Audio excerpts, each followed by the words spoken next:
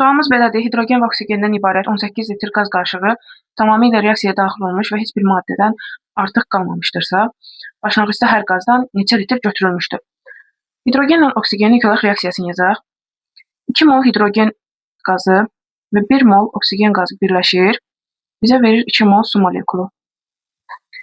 Və deyir ki, başlanğıcda hər qazdan neçə litr götürülmüşdür.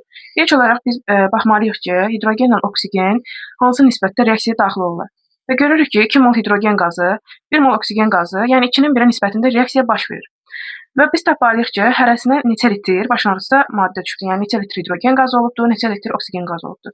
2-nin 1-ə nisbətində reaksiyaya daxil olduğu üçün biz bu şəkildə yaza bilərik. 2K üzərinə gəlinsin 1K bərabərdir. Şərtdə bizə deyir axı 18 litr qaz qarışığı 18-ə. 3K bərabərdir 18-ə, K da bərabərdir 6-ya. Biz K-nı tapdıq. Bilirik ki, 2K hidrogen molekulu var, 1K da oksigen molekulu var. Onda biz tapa bilərik ki, başlanğıcda neçə litr var.